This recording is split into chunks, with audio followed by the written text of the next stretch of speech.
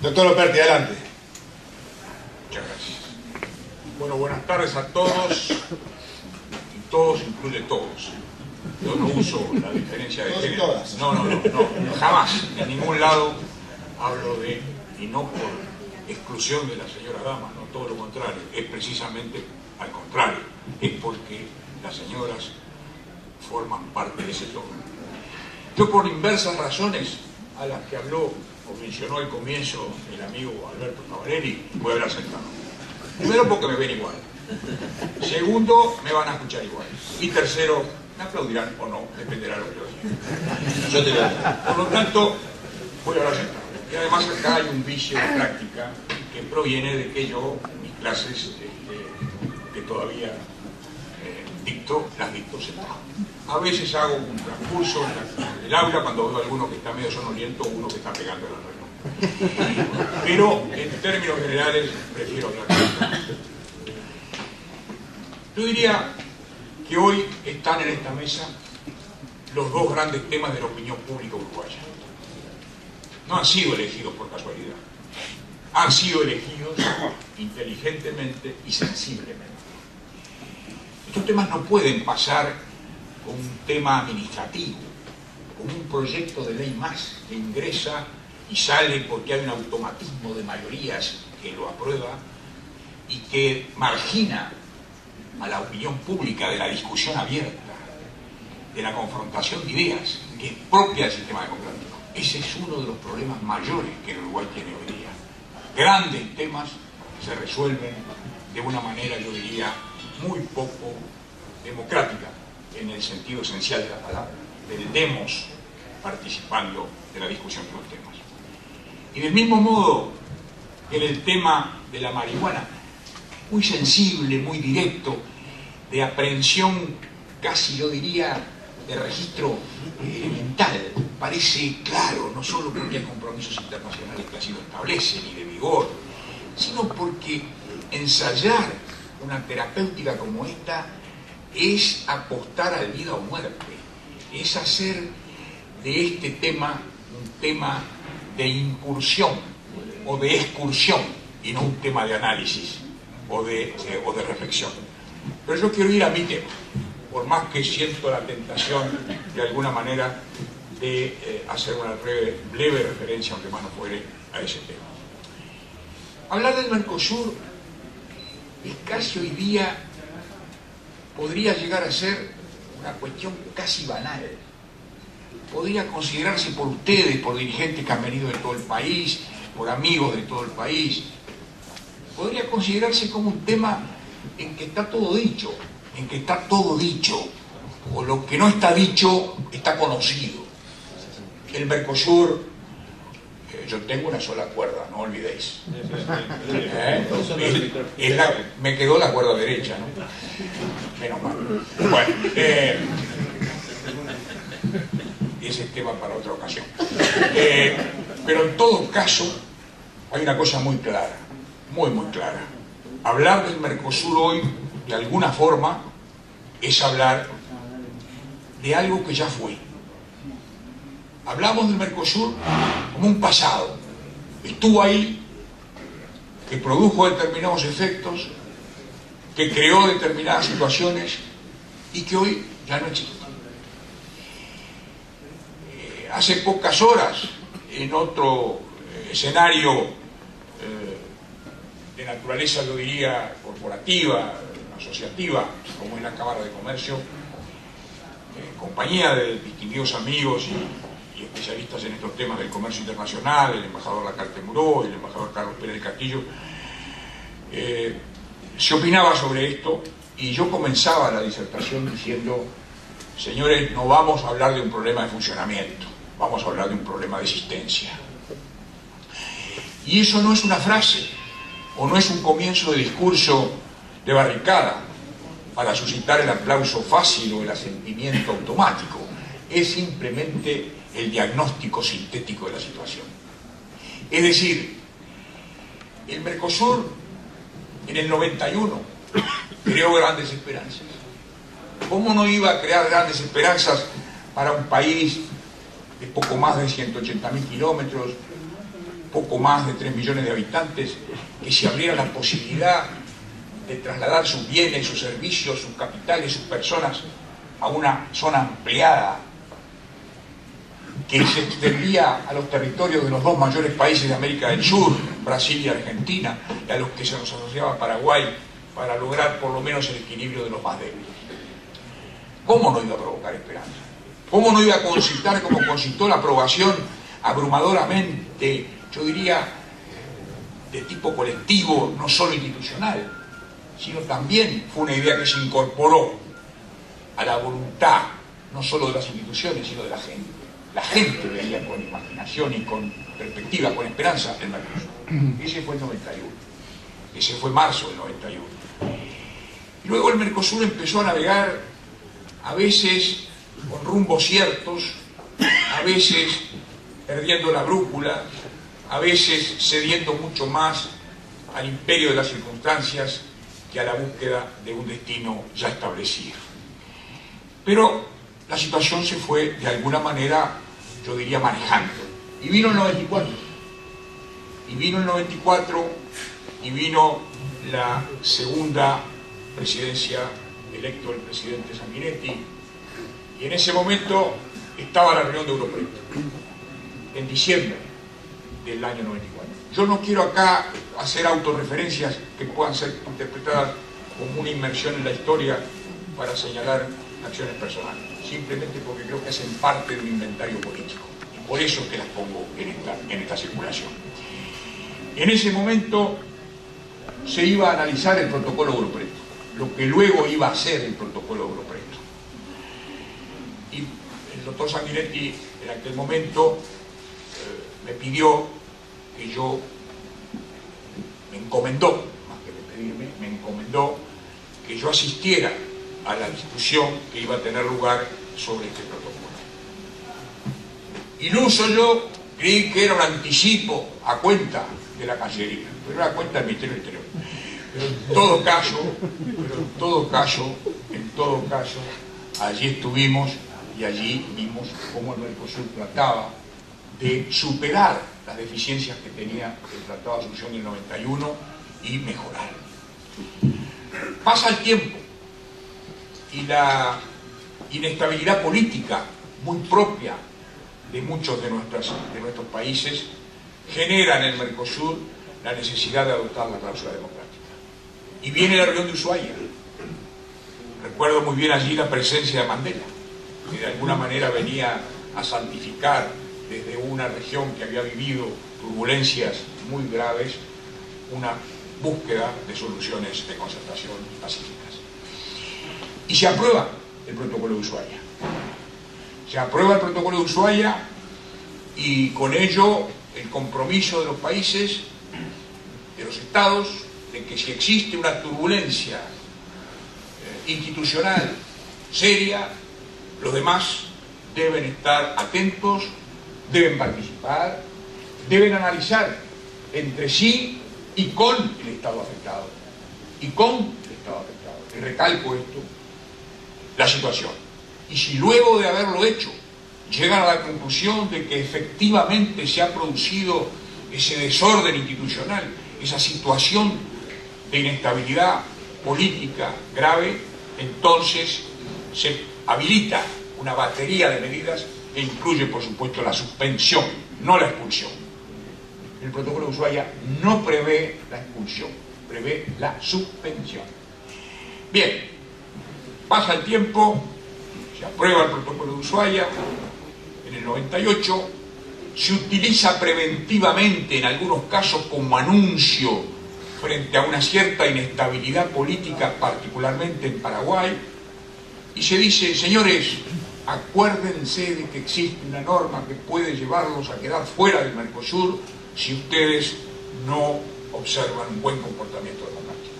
Tenía un sentido casi pedagógico, era un dato de madurez, era la región que decía, ya no nos alcanza con que cada uno de nosotros, al interior de su respectivo Estado, proclame, difunda y respete las libertades y el sistema democrático, sino que lo queremos hacer parte del activo regional. Queremos que la región, cuando se presenta en el mundo, para hablar con la Unión Europea, o para hablar con los Estados Unidos, o para hablar con la Unión Sudafricana, pueda decir: nuestro compromiso democrático está afianzado por las normas. Quiere decir que el Mercosur ha sido un producto de las normas, no es un producto natural. Esa es la diferencia entre una persona jurídica y una persona física. La persona física tiene todos sus derechos desde que nace, si nace viable, ¿verdad? Eso nos lo enseñaban en primer año de facultad, el derecho civil, y está en el Código Civil plasmado con gran claridad, el nacer viable. El Mercosur nació viable, pero luego su vida fue la que fue entrando en una suerte de adolescencia permanente, en una suerte de falta de crecimiento, en una suerte de falta de madurez. Cuando se fija en Montevideo la sede de la Secretaría y se trata de convertir la Secretaría Administrativa en Secretaría Técnica, porque era una Secretaría simplemente con un sello, que no tenía ninguna iniciativa ni ninguna posibilidad de participación en el mejoramiento institucional, Uruguay, fuertemente comprometido con el mejoramiento de la institución, trató de impulsar una Secretaría Técnica fuerte, importante, porque no conozco ni conoce nadie, creo yo, ninguna organización internacional vigorosa con una Secretaría débil. Secretaría débil igual organización débil. De consiguiente, nuestra apuesta estuvo, y vaya que en algún momento costó persuadir a muchos quienes creían que el Mercosur era la sociedad de los pobres, y eso se llegó a argumentar, olvidando que Brasil estaba en tren de ser una de las primeras 10 potencias económicas del mundo, y olvidando que la Argentina, a pesar de todas sus idas y venidas, constituye un vecino del que no se puede prescindir. De consiguiente, hemos sido mercosuristas, o mercosureños, como ustedes quieren llamarle, pero hoy somos, precisamente, no desde la autoridad del converso. Yo le tengo mucho miedo a los conversos, mucho miedo, sino desde la legitimidad del análisis, y no de una suerte, yo diría, de credo. Yo no convierto el análisis de las instituciones en un credo político. Al credo político se llega cuando el proceso de reflexión precede suficientemente y cala suficientemente hondo como para que la afiliación tenga la hondura del consentimiento, de la aprobación y de la propia cabeza de cada uno. Por lo tanto, no habla en este momento aquí una persona, un ciudadano colorado, un ciudadano vallista de toda la vida, que viene a compartir con ustedes una reflexión crítica de la situación presente. Viene a hablar alguien que ha tenido el compromiso fundacional de los instrumentos básicos que le dieron vida y le dan vida al Mercosur. Pero aquí, que las instituciones son el reflejo de la voluntad de sus países, y que hoy la voluntad de los socios no es que viva el Mercosur, la voluntad es que viva la Unión Sudamericana. Y la diferencia entre una y otra es que el Mercosur es un acuerdo económico de integración que asegura la circulación libre y el acceso al mercado de bienes, servicios y personas, con miras a la creación de un mercado común, que pasa de la alianza económica, la zona de libre comercio, la unión aduanera, y llega luego al mercado común. Pues se detuvo, yo diría, en la primera etapa, que no llegó a consolidar plenamente, y no solo no ingresó en las etapas siguientes, sino que se ha producido un cambio de andarivel. Íbamos por la ruta 5 y de repente agarramos un desvío y nos fuimos a la 1, con todos respetos a los destinos de cada una de las carreteras. Es decir, cambiamos de ruta, salimos de la ruta del Mercosur y nos queremos meter en la ruta de la UNASUR. ¿Y por qué? ¿Cuál es la razón? Muy simple, porque la UNASUR es solo un organismo político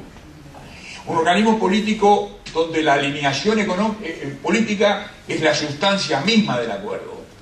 Es un proyecto político, no es un proyecto de integración. La integración le sirve a todos, porque la integración sobrevive a los vaivenes políticos. Si no, miremos Europa, que viene a vivir la crisis financiera más importante desde el Tratado de Roma de los años 50, y que supera con la acción del Banco Central Europeo y con esa inyección de recursos una crisis que podía hacer trastabillar el euro. Europa se ha alineado atrás del euro, y ese compromiso de la Unión Europea muestra la fuerza propia de las instituciones de integración. Y hay gobiernos de diferentes signos, hay gobiernos que van de la A a la Z, Y sin embargo esos gobiernos declinan sus ideologías, declinan su discurso político y buscan de todas maneras salvar la región, salvar a Europa de la tormenta financiera y de la crisis de desocupación y de disminución de la productividad. Y buscan hacerlo a través del instrumento del que disponen, que es la moneda única. Y buscan hacerlo a través de un banco central al cual están dispuestos a darle los poderes de tutela y de observancia y de vigilancia de los que carecía. Por lo tanto, este es un proyecto político el que hay atrás de todo esto. No nos engañemos. Y el Partido Colorado, el vallismo, tiene la obligación de ser un detector público que comparta las reflexiones. Don José Valle Ordóñez fue un gran discutidor de ideas, un gran promotor de ideas. Inundó al país de proyectos e ideas. Y hay que inundar de nuevo al país de proyectos e ideas. Porque el país necesita verse reflejado. El país necesita encontrar un rumbo, visualizar un rumbo. Hoy tiene confusión. Y tiene confusión, naturalmente, ¿cómo no tenerla? Si cada día despierta con un problema más grave que el día anterior. Si cada día despierta con una iniciativa menos sustentable que la anterior.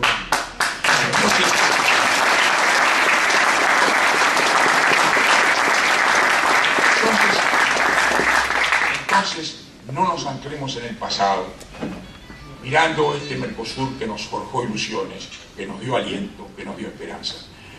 Detengámonos un instante a ver que este Mercosur fue capaz de mal aplicar el protocolo de Ushuaia y de despedir a un país simplemente porque ese país no había aprobado el ingreso de otro país y lo había hecho al amparo de normas que dicen claramente que para que ingrese un Estado tiene que haber consenso, lo dice el Tratado del 91, lo dice el Protocolo de Preto del 94. Los dos dicen, con una diferencia puramente gramatical. Uno dice consenso y el otro dice mayoría.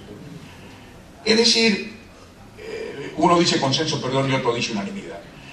De consiguiente, esta expulsión transitoria, suspensión, para ser más prolijos, aunque prácticamente en lo que hace a Venezuela, que ingresó luego aprovechando esas circunstancias, fue el equivalente a una expulsión, no fue una tarjeta amarilla simplemente, fue una tarjeta semirroja, porque lo dejaron afuera de la decisión nada menos que del cambio de la membresía, de quienes iban a ser los socios, decisión mayor en cualquier entidad, un club de fútbol, una sociedad anónima, un partido político o una institución oficial del Estado. Vale decir, hay un emprendimiento antijurídico. Nosotros los que somos ya un tanto veteranos, y a veces, como dice un amigo mío, los que estamos ya un tanto amortizados, nos acordamos muy bien de la discusión que abrió en el país la distinción entre la forma y la sustancia del derecho. Vaya que nos acordamos. Vaya que nos acordamos. ¿Cuál fue la primera bandera de la izquierda sediciosa en el Uruguay? Que el derecho era formas, y las formas eran burguesas, y que las formas burguesas obstaculizaban el progreso, y que el progreso solo se hacía a base de decisiones y de voluntad efectiva de materializarlas. ¿Y eso nos llevó a dónde? Nos llevó a la ruptura, primero a la agresión, y luego a la ruptura, y luego un largo silencio, y luego un renacimiento. Y ahora de nuevo, cuando el Renacimiento dio la posibilidad de alternancia en el poder, de alternancia en el gobierno, la prueba del 9 del funcionamiento del sistema democrático, de nuevo hay que volver a ese planteo esquizoide, a ese planteo paranoico de que el derecho está por debajo de la economía. Para un país pequeño como el Uruguay, supeditar el derecho a la economía equivale a decir estamos supeditados a Brasil y Argentina. Y eso creo que no puede de ninguna manera dejar de ser explicitado frente a la población. Tiene que ser dicho en todos los lenguajes, de todas las maneras y con todos los énfasis posibles. Concluyo con alguna referencia a Venezuela.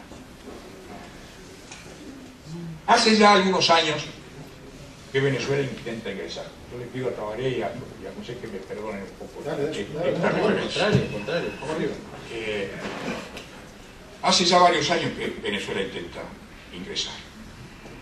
En algún momento en que el diálogo bajo la administración del doctor Valle se había hecho bastante fluido a nivel de las cancillerías, buscábamos en aquel momento la colocación de nuestros quesos, lo que dio en un momento determinado lugar a que Jorge le dijera al presidente Chávez que últimamente los venezolanos lo único que nos estaban comprando el queso del agüero. Y en ese momento que teníamos una buena comunicación, en una parte, en una de esas tantas reuniones, el canciller de Venezuela tuvo, digamos, la valentía de preguntarnos por qué nos oponíamos al ingreso de Venezuela. ¿Cuál era la razón? Siendo un mercado, siendo una economía abierta, no había en ese momento licencia, no había problemas de diferencia de cambio, no había mercado negro. Es decir, ¿qué razones teníamos? Y la pregunta la disparó así, al plexo.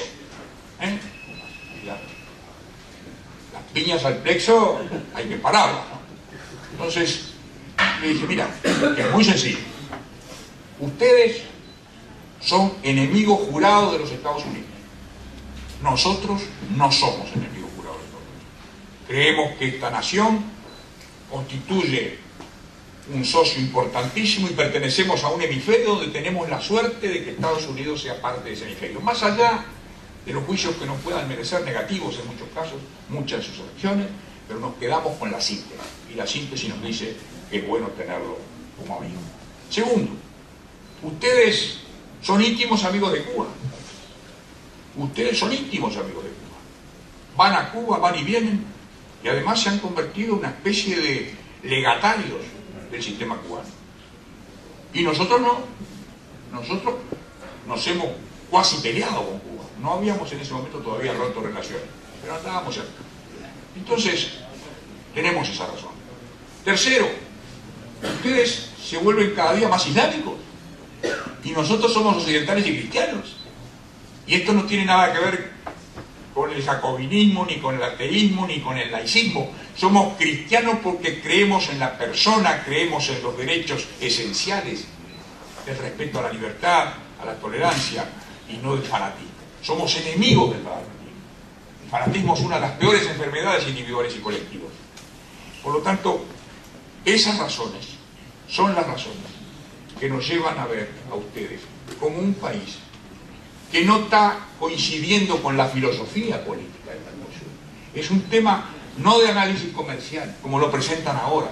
Me disgusta mucho ver que parecería que hemos cambiado la membresía por comercio. La integración, por supuesto que es comercio, es su esencia, pero no se cambia la esencia misma de una organización por comercio. Eso es gravísimo y es un precedente que nos quita autoridad. La grifa Mercosur, como grifa, fue importante. Cuando uno llegaba a un lugar y decía, hablo a nombre del Mercosur, como en algún momento nos pudo suceder, había una atención, había un respeto, una consideración, nos estaban mirando como algo que surgía, algo nuevo, que podía alinear detrás de un proyecto común a países que en el pasado habían estado enfrentados, y muy enfrentados, como fue el caso de Brasil y Argentina. Hoy día, yo pregunto, me lo pregunto a mí mismo, estamos en plena apertura o cierre, no sé cómo llamarle, de la negociación con la Unión Europea. Aquí en el Uruguay, el presidente entonces de la Unión Europea, de la Comisión de Comercio de la Unión Europea, dijo, en presencia de muchos de los que estábamos, yo estaba al lado en ese momento, dijo claramente lo siguiente: mientras esté Venezuela, nosotros negociamos con Mercosur en tanto no esté Venezuela. No sé si la reacción hoy día es la misma, no lo sé, pero sí pienso que un TLC Mercosur-Estados Unidos con Venezuela en el Mercosur es bastante más difícil que sin Venezuela. Segundo, pienso que la Unión Europea mucho no le agrada ese acercamiento a Irán, mucho no le agrada esa suerte, yo diría, de cuestionamiento permanente de Israel, porque los capitales financieros europeos tienen muchas veces origen en Estados Unidos y particularmente de capitales judíos. Por lo tanto, nos estamos comprando un problema. Nos estamos comprando un problema. Pero además nos estamos comprando un proyecto en el que no creemos, que es el proyecto de formar una Unión Sudamericana basada en la coincidencia ideológica de los gobiernos que lo integran. Y esto es lo más peligroso, y esto es lo más disolvente, y este es el futuro con el cual nos podemos encontrar.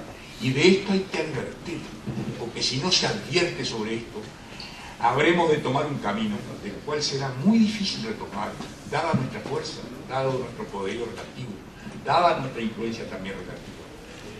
No podemos quedarnos solos en este discurso, pero para no quedarnos solos debemos hacer de este discurso un discurso conocido, potencializado, con la adhesión de países de la región que no comparten esa unión ideológica. Muchas gracias. Muy bien.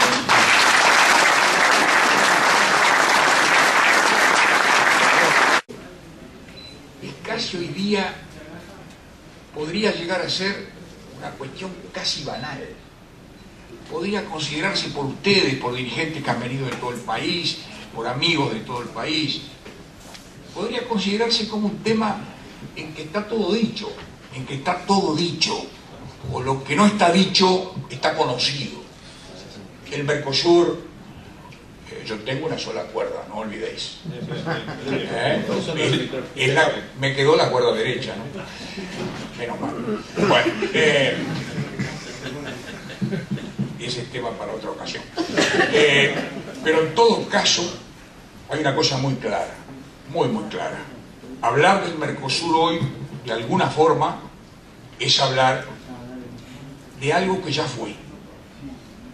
Hablamos del Mercosur como un país democrática, en el sentido esencial de la palabra, del demos participando de la discusión de los temas. Y del mismo modo, en el tema de la marihuana, muy sensible, muy directo, de aprehensión, casi yo diría, de registro elemental, parece claro, no solo porque hay compromisos internacionales que así lo establecen y de vigor, sino porque ensayar una terapéutica como esta es apostar al vida o muerte, es hacer de este tema un tema de incursión o de excursión y no un tema de análisis o de reflexión. Pero yo quiero ir a mi tema, por más que siento la tentación de alguna manera de hacer una breve referencia, aunque más no fuere, a ese tema. Hablar del Mercosur pasado, estuvo ahí, que produjo determinados efectos, que creó determinadas situaciones y que hoy ya no existe. Hace pocas horas, en otro escenario de naturaleza, yo diría, corporativa, asociativa, como es la Cámara de Comercio, en compañía de distinguidos amigos y especialistas en estos temas del comercio internacional, el embajador Lacarte Muró y el embajador Carlos Pérez del Castillo, se opinaba sobre esto y yo comenzaba la disertación diciendo: señores, no vamos a hablar de un problema de funcionamiento, vamos a hablar de un problema de existencia. Y eso no es una frase, o no es un comienzo de discurso de barricada para suscitar el aplauso fácil del aula cuando veo a alguno que está medio sonoliento o uno que está pegando el reloj. Pero en términos generales prefiero hablar de esto. Yo diría que hoy están en esta mesa los dos grandes temas de la opinión pública uruguaya. No han sido elegidos por casualidad, han sido elegidos inteligentemente y sensiblemente. Estos temas no pueden pasar como un tema administrativo, como un proyecto de ley más que ingresa y sale porque hay un automatismo de mayorías que lo aprueba y que margina a la opinión pública de la discusión abierta, de la confrontación de ideas, que es propia del sistema democrático. Ese es uno de los problemas mayores que el Uruguay tiene hoy día.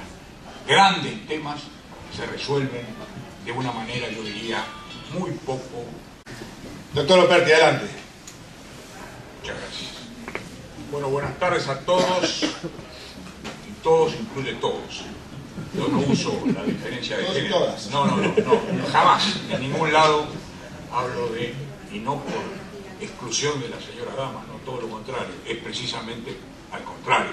Es porque las señoras forman parte de ese todo. Yo, por inversas razones a las que habló mencionó al comienzo el amigo Alberto Cavalleri, voy a hablar sentado. Primero porque me ven igual. Segundo, me van a escuchar igual. Y tercero, me aplaudirán o no, dependerá de lo que yo diga. Yo te lo digo. Por lo tanto, voy a hablar sentado. Y además acá hay un vicio de práctica que proviene de que yo, mis clases que todavía dicto, las dicto sentado. A veces hago un transcurso en la